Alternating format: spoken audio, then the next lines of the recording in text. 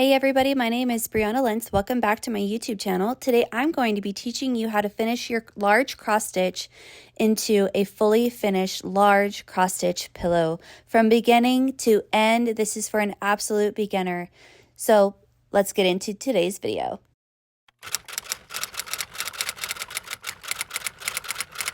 Today we are going to be finishing free range into a pillow. I'm going to be making this a large pillow to sit in the small of your back when sitting in a rocking chair. You probably have already seen this fully finished, so you know what I'm talking about. This is what the original pattern looks like. Like I said, this is free range by the Cricut collection or Cross-Eyed Cricut. So this is what it is intended to look like, and this is what mine looks like. So if you followed my floss tube, then you know that I have chosen to omit a lot of these details. I just feel like it modernized it quite a bit, and I'm really happy with how it came out. This is something that I've been working on for a long time, so now I just need to fully finish it. I'm going to be, like I said, fully finishing this into a pillow. This is going to be my backing. I like this checkered backing a lot. I think it's going to be a nice contrast, and I don't have anything like this as a pillow in my house, so I think it'll be nice. It'll sit in my rocking chair really nicely. So I have my fully finished piece. I have my backing fabric. I'm also going to be using iron-on heat and bond medium weight stabilizer. And this is fusible. I really like this. This is not stabilizer, fusible interfacing.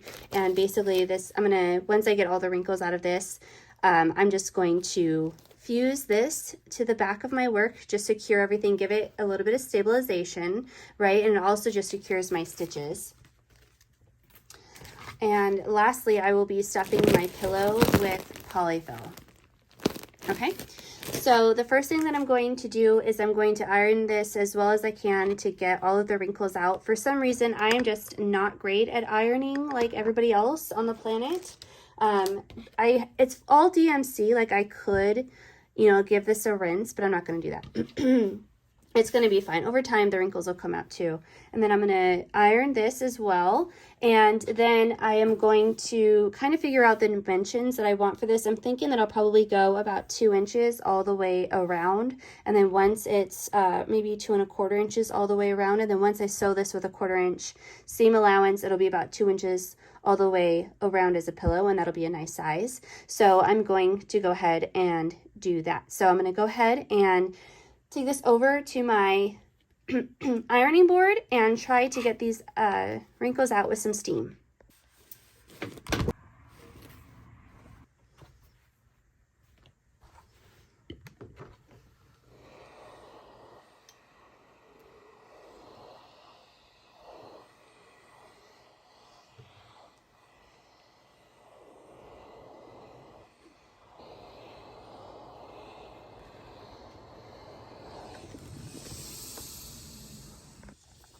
I would like to notate that this piece has no over dyed threads.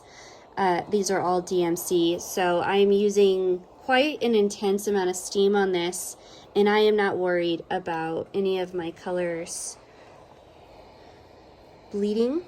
And so that is why I'm using such an intense amount of steam. I'm not worried about any bleeding. But if you are using over-dyed threads to finish your piece into a pillow, that might be something to consider. You might want to have a tea towel or something just to protect your work. All right, so the other thing that I will be using is a rotary cutter and a ruler. These are my favorite tools to use because basically, like I said, if I want it to be about 2 inches, right, around each thing, all I have to do is basically find the top edge of my work and then use my ruler and cut a piece using the work itself, and I don't have to really think very much, and I love that. So I'm actually, like I said, I'm going to go 2 1/4 inches out, so when I sew this together it'll be closer to 2 inches. Maybe do I do 2 1/2? I can always cut it down again, or would that be too big? Let's go 2 1/2 because, you know, measure twice, cut once. You can always add, but you can't take away. But in this case, you can't add. You can't, once you take it away, you take it away. 2 1/2. And like I said, I used my ruler to make sure everything was lined up. So as long as I didn't move anything, everything should be fine. And now turn my work around and do the same thing. So actually what I'm going to do for this one is I'm keeping my piece on the line here, and I'm going to now use this as my reference because it looks 2 1/2 from this point. So I'm going to use my ruler here to make sure that I'm cutting straight. Oh, and I shifted just ever so much. It'll be good enough. I live in the land of good enough quite often. Okay, so now 2 1/2 inches here, and I am square. I'm square at the very end here. I'm at the 2 1/2 inch mark, and then I'm using the top edge of my fabric, and I'm at a right angle, and I'm going to go ahead and cut. And I'm going to do the same thing here. Okay. Now, finally, since I have this piece completely cut out, I can use the measurements of what this is, 8 1/2 by 16 1/2 inches. So my stabilizer will cut this out. And secondly, I will also cut out my backing fabric to be 8 1/2 by 16 1/2 inches.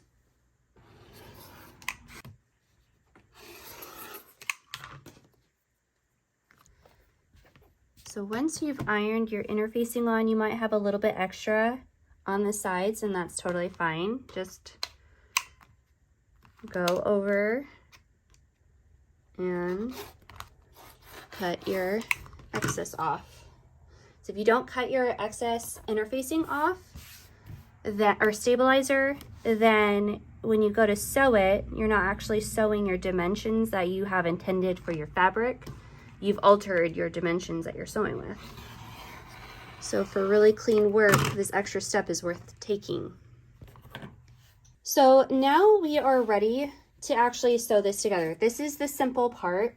If you have never sewn a pillow together, that's totally fine. I'm going to walk you through that. I've realized that I think, us cross stitchers think that we've done it all, but I think a lot of the videos on how to do these things are quite a few years old now. And so I want to start remaking some of these tutorials for the new stitchers out there. So for this, what we're going to do is we're going to take our backing fabric. Honestly, because of the fabric this is, I could put stabilizer on this as well, but I'm not going to do that today. But I could, in theory, if you wanted to put stabilizer on this, you could. If you're using this kind of fabric. I have before, but I'm not going to today, and I might regret that, but that's okay. So I have my right side facing up, and I'm putting my cross stitch work right side facing down, so I have right sides facing each other.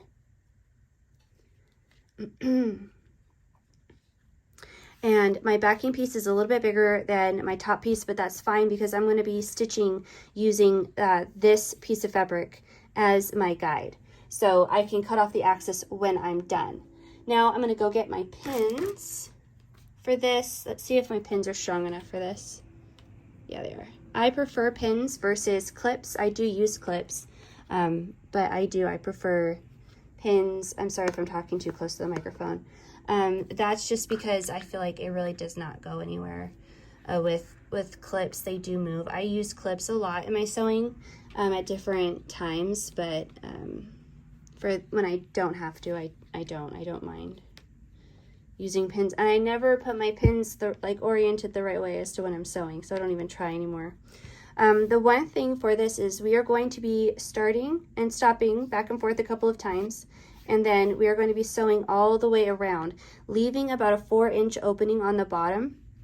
And I say 4 inches because this is a bigger piece and my particular fabric is going to be a little bit thinner, so I just don't want to stretch it out. So I'm going to be leaving a 4-inch opening at the bottom. So I'm going to be stopping, stitching all the way around, and then I will meet you back here starting, stopping quite a few times to reinforce these stitches, okay? Now that your piece is completely sewn and you have your opening at the bottom, okay, you're going to go ahead, you're going to clip your edges to whatever you feel comfortable. For me, that's usually about 1/4 inch. I just use this ruler and I use my 1/4 inch guide, and I'm going to cut this off, okay? And then you go to your corners and you clip your corners so there's less bulk, and you just clip down a little bit. For this, I'm not going to go too close because my fabric is more delicate because of the weave of it, and I didn't use any more interfacing or stabilizer, but that's what you need to do. And I will meet you back at the end. Before you turn this out, I want to show you something to do. And also, don't cut this right here. Don't cut your seam allowance here. You're going to want a little bit extra here, and you'll see why. My piece is trimmed down. My corners are cut. Now, on the bottom of your piece right here, before you actually flip this out, it might be easier for you to go ahead and turn your pieces right here just a little bit and iron them like this. And if you do that, your piece will already be hemmed for you basically. And when you turn this out, this fabric's already going to be trained to be your seam, to then, you know, finish that way if you want to. That's up to you. You can do that. I might do that for this. I'm not sure. Actually, because these are 2 different thicknesses for this project, I'm not going to do that. But you can do that, and that's such a simple way to go ahead and pre-hem and have your fabric trained when you turn everything out. So now you need to just carefully turn your piece, the right side out.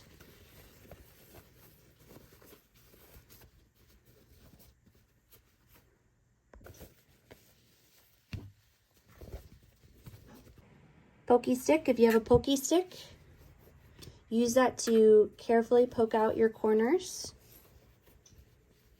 you know, to the best of your ability, all the way around. Okay, at this point, massage out your fabric the way that you want. Snip your extra threads. Get everything the way that you'd like it, and then give it a final press. Now, I'm quite pleased with how this looks. If you were, dissatisfied with how much space you have anywhere, I mean, this is the time to turn it, the opposite way, invert it, and then, you could always sew it down smaller if you wanted, and then cut off the excess if you feel like this was too big. For me, this is what I want. I wanted the extra space because, like I said, I'm making this a small pillow to go in the small of your back. And so from here, what you do is you're gonna fill it with polyfill. You could always Goodwill a stuffed animal and use that too. That's actually the way that prices are going on polyfill. I've done that with Squishmallows to recycle the Squishmallow insert. And so you could do the same thing with polyfill. But I have a whole bag of polyfill and I plan on using it. So I'm gonna go ahead and stuff this with polyfill, starting with the corners and then moving into the body.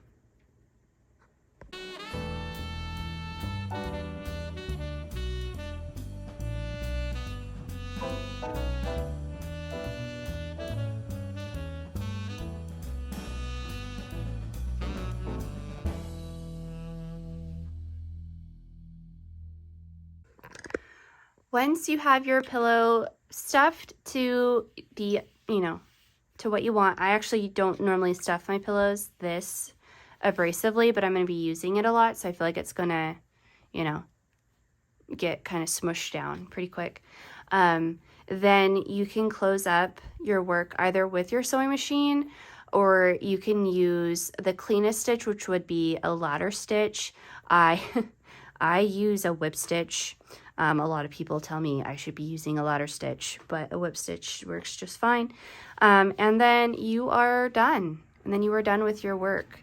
I have plenty of other videos where I show how to do the whip stitch. I'm not going to do that in today's video, but you can use that to secure this at the very end. So you'll just start here, finish your work, end it, and then you'll have your finished pillow. Like I said, I was going to close mine with a simple whip stitch, and a whip stitch I did, and I am quite pleased. So that is everything that you need to know on how to fully finish your cross stitch into a large pillow. Thank you so much for watching, you guys. If you haven't already, please subscribe to my channel, hit the notification bell so that way you don't miss any of my upcoming tutorials, videos, reviews, any of those things. If you like this video, that really helps my channel a lot. And please just know that I appreciate you, and thank you so much for watching, and I will see you guys in my next project and in my next video. Bye!